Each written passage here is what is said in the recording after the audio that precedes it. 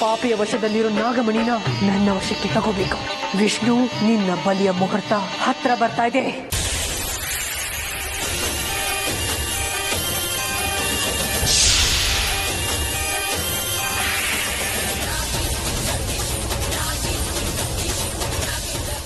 ಏನೂ ಮಾಡೋಕ್ಕಾಗಲ್ಲ.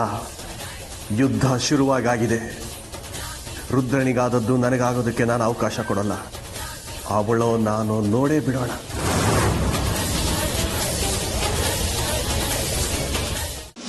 ಹೇಳಿದ್ನಲ್ಲ ಗುರುಗಳೇ, ನಮ್ಮ ತಂದೆ ತಾಯಿಗಳು ನನ್ನ ಜೊತೆ ಇಲ್ಲದೆ ಇದ್ರು ಸದಾ ನನ್ನ ಮನಸ್ಸಲ್ಲಿ ಇರ್ತಾರೆ. ಇದಕ್ಕಿಂತ ಹೆಚ್ಚಿಗೆ ಹೇಳೋ ಮನಸ್ಥಿತಿಯಲ್ಲಿ ನಾನಿಲ್ಲ. ಕ್ಷಮಿಸಿ. ನನಗೆ ಅರ್ಥ ಆಗತ್ತಲ್ಲ.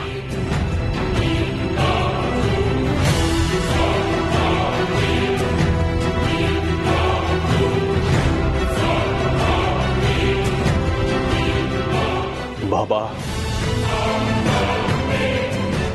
ಬಾಬಾ,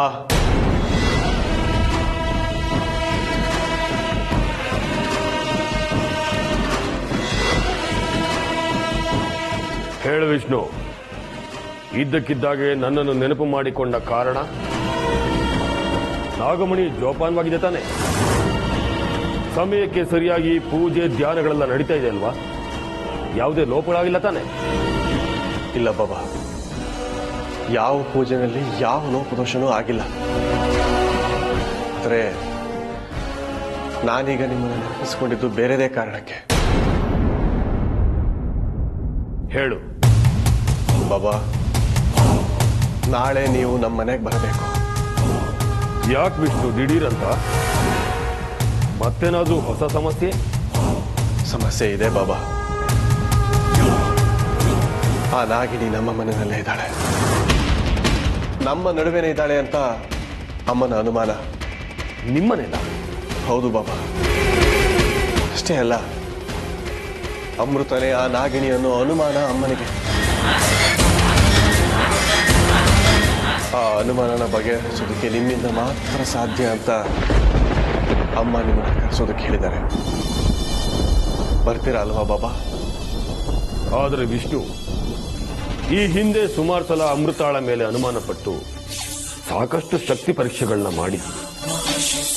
ಆದರೆ ಆ ಪರೀಕ್ಷೆಗಳಲ್ಲಿ ಅಮೃತ ನಾಗಿಣಿ ಅಲ್ಲ ಅಂತ ದೃಢಪಟ್ಟು. ಮತ್ಯಾಕೆ ಈ ದಿಢೀರ್ ಬೆಳವಣಿಗೆ? ಹೇಗೆ? ನನಗೊಂದು ಅರ್ಥ ಆಗ್ತಿಲ್ಲ. ಅದೆಲ್ಲ ಗೊತ್ತಿಲ್ಲ ಬಾಬಾ. ಆದರೆ ಅಮ್ಮ ಮಾತ್ರ ಈ ಸಲ ಅಮೃತನೇ ನಾಗಿಣಿ ಅಂತ ತುಂಬಾ ಖಚಿತವಾಗಿ ಹೇಳ್ತಾ ಇದ್ದಾರೆ. ಕಾರಣ ಕೇಳಿದ್ರೆ ಏನೂ ಹೇಳ್ತಾ ಇಲ್ಲ. ಅವ್ರಿಗೆ ಬಂದಿರೋ ಅನುಮಾನ ನಿಮ್ಮ ಮೂಲಕ ಪರಿಹಾರ ಆಗಬೇಕು ಅನ್ನೋದು ಅವ್ರ ಇಚ್ಛೆ. ಅದರಲ್ಲಿ ತಪ್ಪೇನಿಲ್ಲ ಅಂತ ನನಗೂ ಅನ್ನಿಸ್ತು. ಅವ್ರು ಹೇಳ್ತಾ ಇರೋದು ಈ ಮನೆ ಒಳ್ಳೇದಿರ್ತಾನೆ. ಆ ನಾಗಿಣಿ ಯಾರಿಗೂ ಗೊತ್ತಿಲ್ಲದೆ ಯಾವಾಗ ಏನು ಹೊಂಚಾಗ್ತಾ ಯಾವ ರೂಪದಲ್ಲಿ ನಮಗೆ ಕಾಣದೆ ಹೊಂಚಾಗ್ತಾ ನಿಂತಿರ್ತಾಳೋ. ರುದ್ರ ಸತ್ತು ಬೇರೆ 1 ವರ್ಷ ಆಗ್ತಾ ಇದೆ. ನೀನ್ ಹೇಳ್ತಾ ಇರೋದು ಸರಿಯಾಗಿದೆ. ಬೆಂಕಿ ಇಲ್ಲದೆ ಹೊಗೆ ಆಡಲ್ಲ. ಅನುಮಾನ ಬಂದಿದೆ ಅಂದಮೇಲೆ ಅಲ್ಲೇನೋ ವಿಚಾರ ಇದೆ ಅಂತ. ಅದೇನು ಅಂತ ಬಗೆಹರಿಸ್ಕೊಳ್ಳೋಣ. ನಾನು ನಾಳೆನೇ ನಿಮ್ಮ ಮನೆಗೆ ಬರ್ತೀನಿ. ಜೈ ಮಹಾಕಾಲ.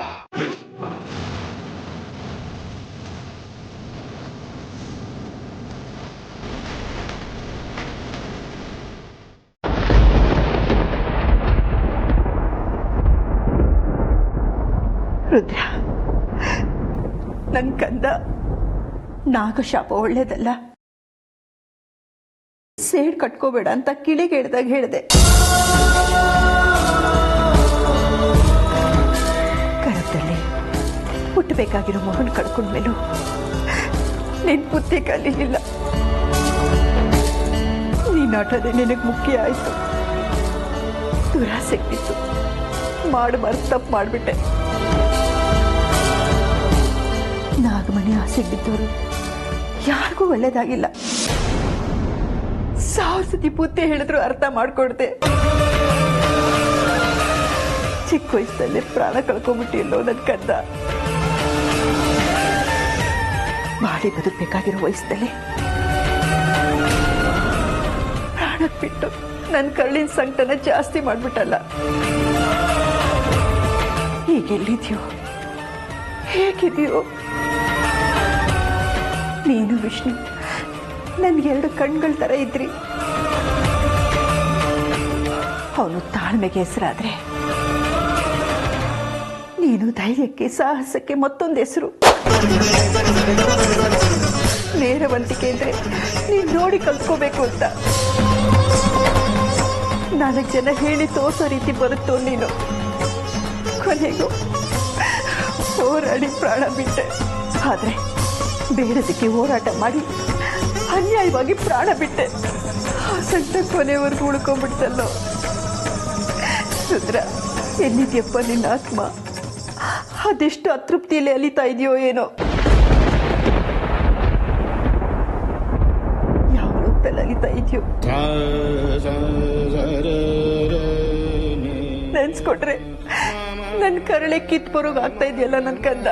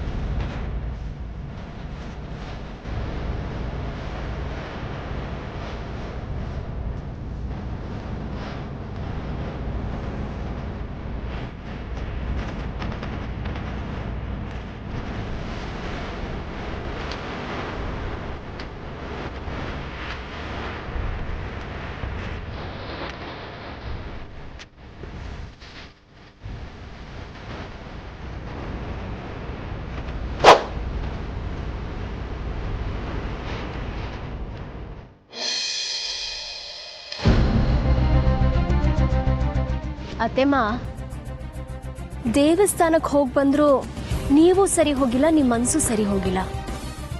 ಹೇಮ, ನೀನು ಒಂದು ಹೆಣ್ಣು. ತಾಯಿ ಹೃದಯ ಹೇಗೆ ಅಂತ ನಿನಗೆ ಗೊತ್ತಿಲ್ವಾ? ಗೊತ್ತಿತ್ತು ಈ ರೀತಿ ಕೇಳ್ತಾ ಇದೆಯಲ್ಲ. ಬಿದ್ದ ಕನ್ಸುಗಳೆಲ್ಲ ನಿಜ ಆಗೋದಿಲ್ಲ ಅತ್ತೆಮ್ಮ. ಆತಂಕ ಬಿಟ್ಟು ನೆಮ್ಮದಿಯಾಗಿರಿ. ಈಗಾಗಲೇ ರುದ್ರನ್ ಕಳ್ಕೊಂಡು ಹಗಲು ರಾತ್ರಿ ಚಿಂತೆ ಮಾಡ್ತಾ ಇದ್ದೀನಿ. ಮತ್ತೆ ನಾನು ವಿಷ್ಣುನ್ ಕಳ್ಕೊಳ್ಳೋದಕ್ಕೆ ಇಷ್ಟಪಡೋದಿಲ್ಲ ಕಣೆ. ಅತ್ತೆಮ್ಮ, ಭೂಕಂಪ ಆಗತ್ತೆ ಅಂತ ಬದುಕೋ ಭರವಸೆ ಕಳ್ಕೊಳಕ್ಕಾಗತ್ತಾ ಹೇಳಿ? ವೇದಾಂತ ಬಾಯಲಾಡೋದಕ್ಕೆ ಚೆನ್ನಾಗಿರುತ್ತೆ ಕಣೆ, ಆದ್ರೆ ಅದನ್ನ ಅನುಭವಿಸೋದು ತುಂಬಾ ಕಷ್ಟ. ಅತ್ತೆಮ್ಮ, ಇಷ್ಟೊಂದು ನಿರಾಸೆ ಆದ್ರೆ ಹೇಗೆ ಹೇಳಿ? ಹಿರಿಯರಾಗಿ ನೀವು ಮುಂದೆ ನಿಂತು ನಮಗೆಲ್ಲ ಧೈರ್ಯ ಹೇಳಿ ದಾರಿ ತೋರಿಸ್ಬೇಕು. ನೀವೇ ಧೃತಿಗೆಟ್ರೆ ನಮ್ಮ ಪರಿಸ್ಥಿತಿ ಏನಾಗತ್ತೆ ಅಂತ ಊಹೆ ಮಾಡ್ಕೊಳ್ಳಿ. ಒಂದು ಮಾತು ಹೇಳ್ತೀನಿ ಕೇಳಿ. ನನ್ನ ಮಾಂಗಲ್ಯ ಭಾಗ್ಯ ಗಟ್ಟಿಯಾಗಿದೆ. ಇದು ಆ ಶಿವನಾಣೆಗೂ ಸತ್ಯ. ಒಂದ್ ವೇಳೆ ಆ ನಾಗಿಣಿಯಿಂದ ನಿಮ್ಮ ಮಗಂಗೆ ತೊಂದರೆ ಆಗತ್ತೆ ಅಂತ ಏನಾದ್ರೂ ಗೊತ್ತಾದ್ರೆ ನನ್ನ ಮಾಂಗಲ್ಯದ ರಕ್ಷಣೆಗೆ ನಾನು ಹೋರಾಟ ಮಾಡ್ತೀನಿ ಅತ್ತೆಮ್ಮ. ನಂದೇ ಆದ ರೀತಿಲಿ ನಾನು ನಾಗಿಣಿ ಮನಸ್ಸನ್ನ ಬದಲಾಯಿಸ್ತೀನಿ. ಅವಳು ಏನೇ ಶಿಕ್ಷೆ ಕೊಟ್ರು ನಾನು ಅದನ್ನ ಅನುಭವಿಸ್ತೀನಿ ಹೊರತು ನನ್ನ ಗಂಡನ ಮಾತ್ರ ಬಿಟ್ಕೊಡೋದಿಲ್ಲ ಅತ್ತೆಮ್ಮ, ಬಿಟ್ಕೊಡೋದಿಲ್ಲ.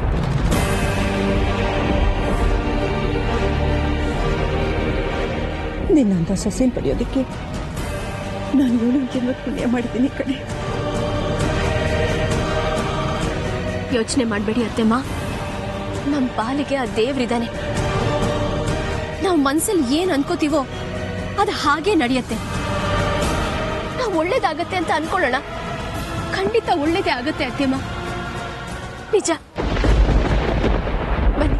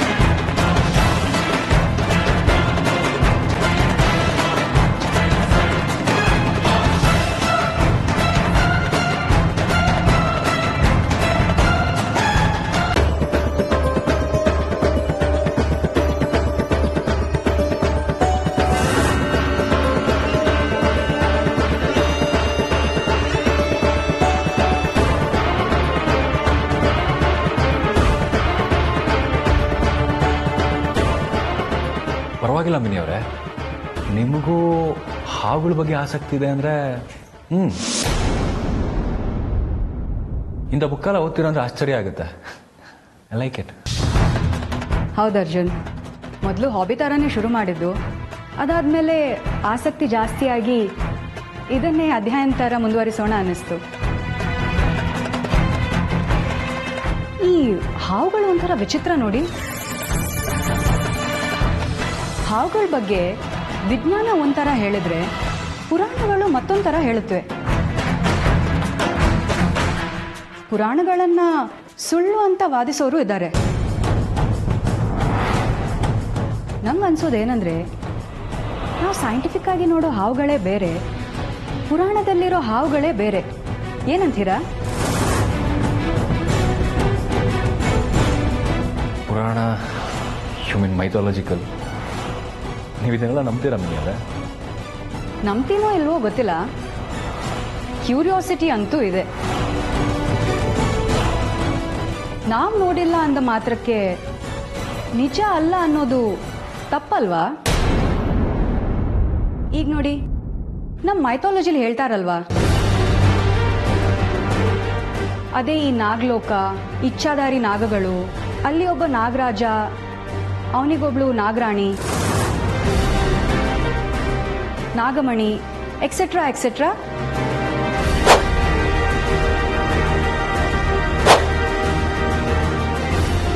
ಏನು ನಾಗರಾಜ ನಾಗರಾಣಿ ಕಥೆನ? ಹ್ಞೂ ಅರ್ಜುನ್, ಅಷ್ಟೇ ಅಲ್ಲ, ಅವರಿಬ್ಬರಿಗೊಬ್ಳು ಮಗಳಿದ್ಲಂತೆ,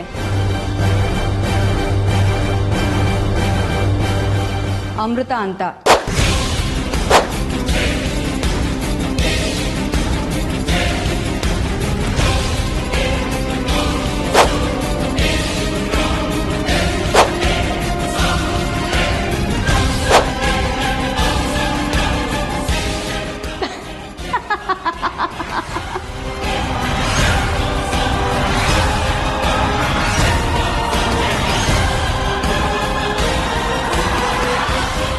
ಮಿನಿ, ಏನಿದು ತಮಾಷೆ? ಏನ್ರಿ, ಗಂಡ ಹೆಂಡತಿ ಹತ್ರ ಒಂದ್ ಸಣ್ಣ ಜೋಕ್ ಮಾಡೋಣ ಅಂದ್ರೆ ಇಷ್ಟೊಂದು ಸೀರಿಯಸ್ ಆಗಿ ತಗೊಂಡ್ರಲ್ವಾ? ಅಮೃತ ಅಂತೂ ಎಷ್ಟು ಶಾಕ್ ಆಗಿದ್ದಾರೆ ಅಂದ್ರೆ ಅವರೇ ನಾಗರಾಜನ್ ಮಗಳು ಅನ್ನೋ ತರ. ಹೌದೇನ್ರಿ? ನೀವೇನಾ ನಾಗರಾಜನ್ ಮಗಳು ಅಮೃತ? ಅಲ್ಲ ತಾನೆ?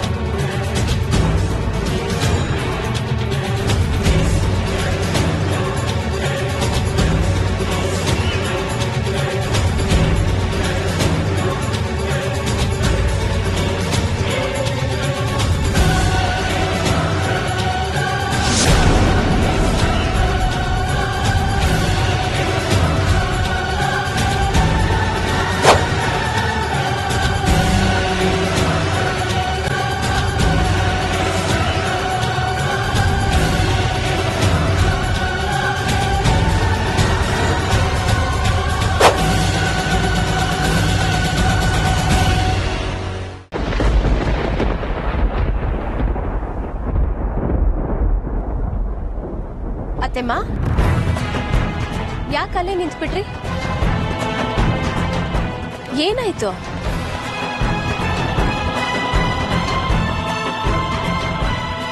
ಮಾತಾಡಿ ಅತ್ತೆಮ್ಮ, ಏನಾಯ್ತು?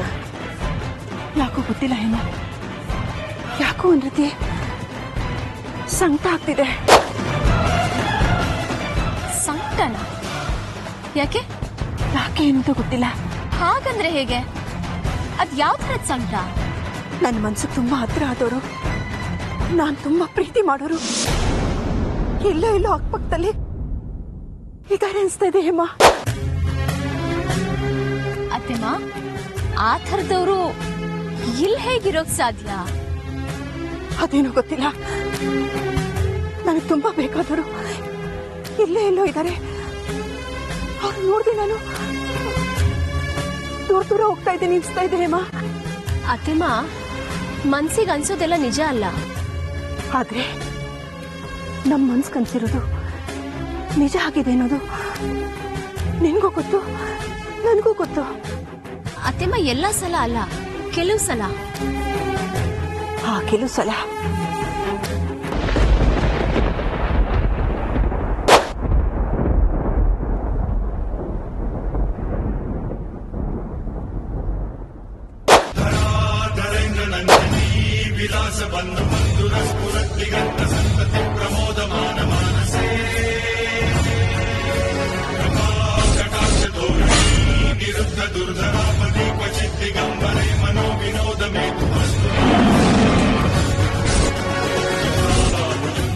ಏನಪ್ಪ, ಯಾರು ನೀನು? ಯಾಕೆ ಹೀಗೆ ಮಲ್ಗಿದ್ಯಾ? ಊಟ ಮಾಡಿದ್ಯೇನಪ್ಪ? ನಿನ್ನೆ ಕೇಳ್ತಾ ಇರೋದು, ಊಟ ಮಾಡಿದ್ಯಾ? ಅವ್ನು ಮಾತೇ ಆಡ್ತಿಲ್ಲ ಕಣೆ. ಅತ್ತೆಮ್ಮ, ಅವ್ರು ಯಾರೋ ಏನೋ. ಬನ್ನಿ, ನಾವು ಹೊರಡೋಣ, ತಡ ಆಗ್ತಾ ಇದೆ.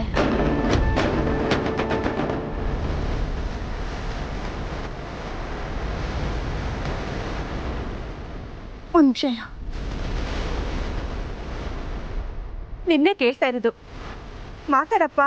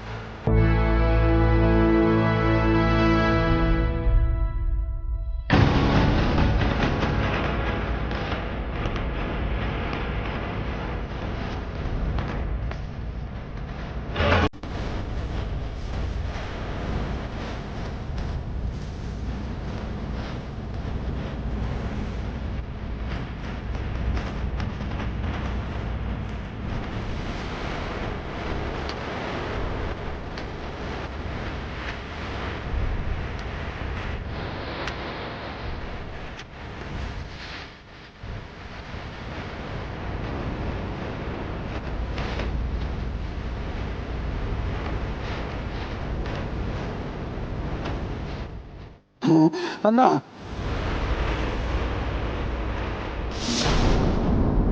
ಅಮೃತ, ರಿಲ್ಯಾಕ್ಸ್. ಯಾಕೆ ಇಷ್ಟೊಂದು ಕೋಪ ಮಾಡ್ಕೊಂಡಿದ್ದೀರಾ? ನನ್ನನ್ನೇ ತಿಂದ್ಬಿಡೋ ಹಾಗೆ ನೋಡ್ತಿದ್ದೀರಲ್ವಾ? I was just joking. Relax. ಮಿನಿಯವರೇ, ಮೋಸ್ಟ್ಲಿ ನಿಮಗೆ ಅಮೃತ ಅವ್ರ ಸ್ವಭಾವ ಗೊತ್ತಿಲ್ಲ ಅಂತ ಅನ್ಸುತ್ತೆ. ಅವ್ರು ತುಂಬ ಸೂಕ್ಷ್ಮ ಕಣ್ರಿ. ಈ ಥರ ಜೋಕ್ಸ್ ಎಲ್ಲ ಆಗಲ್ಲ ಅವ್ರಿಗೆ. ಹೋಗ್ಲಿ ಬಿಡಿ, ನೀವಿನ್ನೂ ಹೊಸಬ್ರು. ಮುಂದೆ ಈ ಥರ ಜೋಕ್ಸ್ನ ಆದಷ್ಟು ಅವಾಯ್ಡ್ ಮಾಡಿ. Okay okay, I am sorry Amrita. ಹೋಗಲಿ ಬಿಡಿ. ಆ್ಯಕ್ಚುಲಿ ನಾನು ಇನ್ನೊಂದು ಇಂಟ್ರೆಸ್ಟಿಂಗ್ ಟಾಪಿಕ್ ಮಾತಾಡೋಣ ಅಂತ ಇದ್ದೆ. ಅದ್ರ ಬಗ್ಗೆನೇ ನಾನು ಸ್ಟಡಿ ಮಾಡಬೇಕಂತಿರೋದು. ಅರ್ಜುನ್, ನೀವು ಇಚ್ಛಾಧಾರಿ ನಾಗಗಳ ಬಗ್ಗೆ ಕೇಳಿದ್ದೀರಾ?